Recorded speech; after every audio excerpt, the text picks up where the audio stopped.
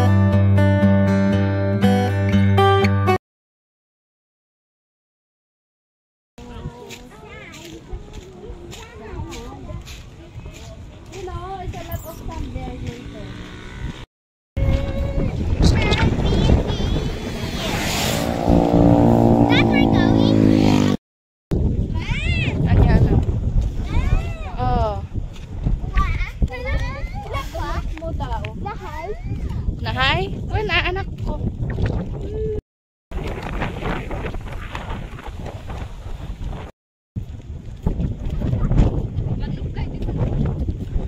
Hoy, awan to pag naan yun.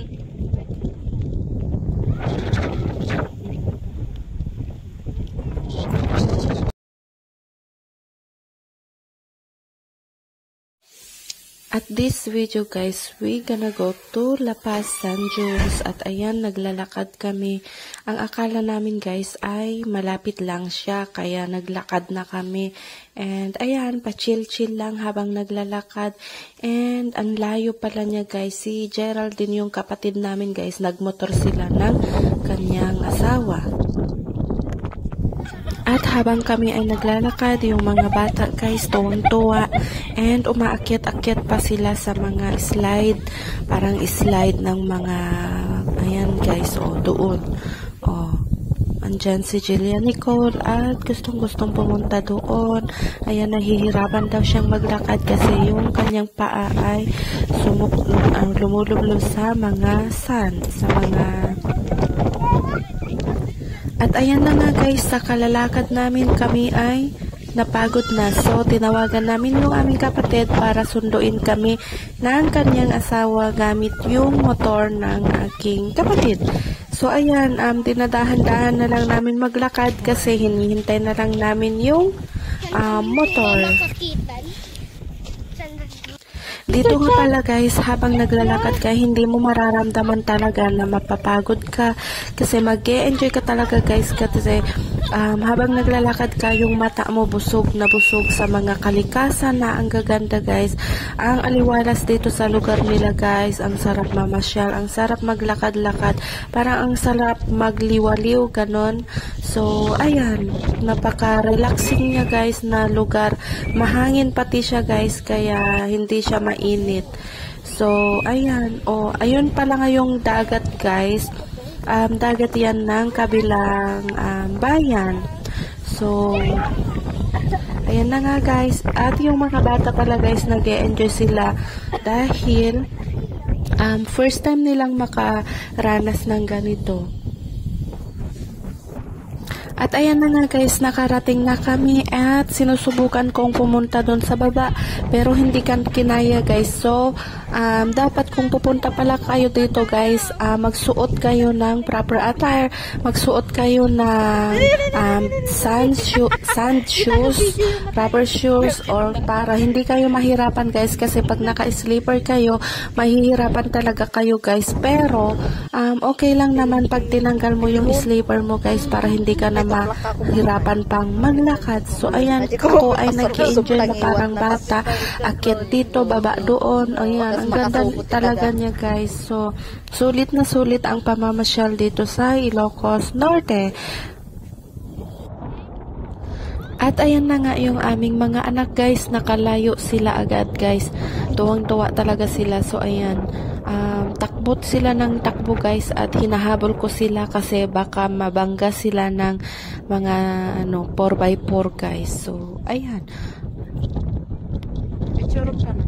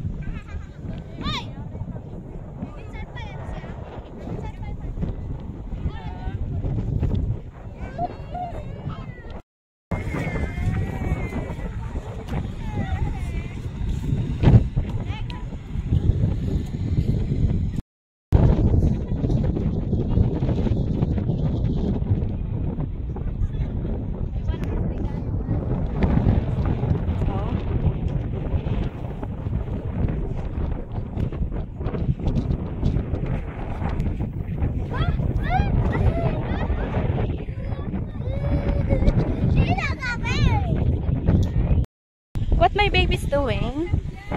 Na? One. Oh, see that?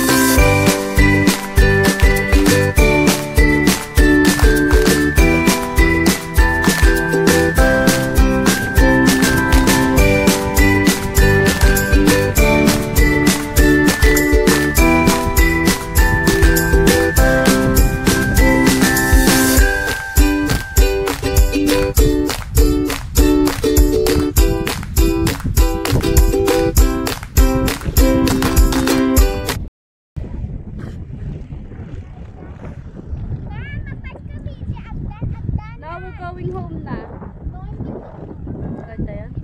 Kami man nang i-video ta kami man kasani. Sa kantok pa daos do si Jia. Jia daw daos do kay doon or dito. Akas di kami sa kantok pa. Lain kay garo. Dito mo ta stick na anak ko. Amang renta ko slide ay Jia. Oh, there also a ladder para hindi kayo mahirapan. Tita.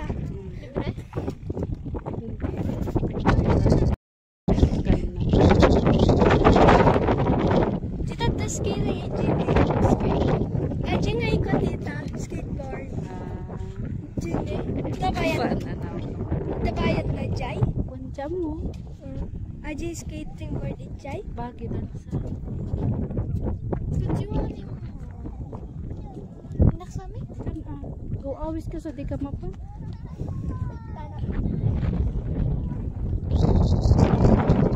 Sabi ko, aakyat ako at mag-i-slide dyan sa sand na yan guys. Pero bigla akong natakot kaya wag na lang.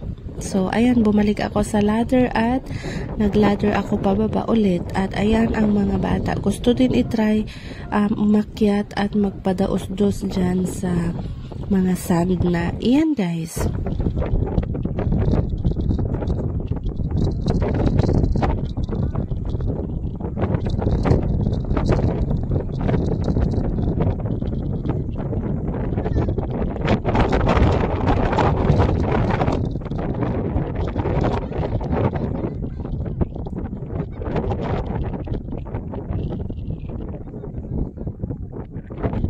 Mayat, Jane, mayat. Awan lang kami naglugan di slide tayo si bagada mati. I'm not sure guys ha, itong mga nandito, yung mga nandyan ay yung mga lalaki dyan, pinipilit kaming sumakay sa kanilang slide, yung parang sand slide, ganon. Eh ayaw namin kasi nga, pag nag 4x4 ka guys na car is 100 or 150 ganun lang guys per tao. Pero pag nag-hire ka ng kanilang slide guys ay 50 pesos daw. Eh iyon ay isang ride lang pababa guys. So ayaw namin. Eh pinipilit kami guys. Gusto nila talaga kaming mag-ride sa kanilang slide. Eh ayaw talaga namin guys kasi mag 4x4 kami. And ayun na nga guys.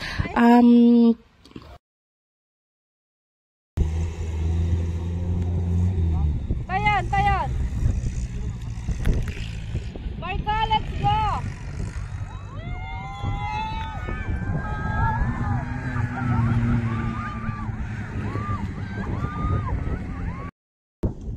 Nya launa yun amin mo lang. Amin mo lang kahit na pangwartahan.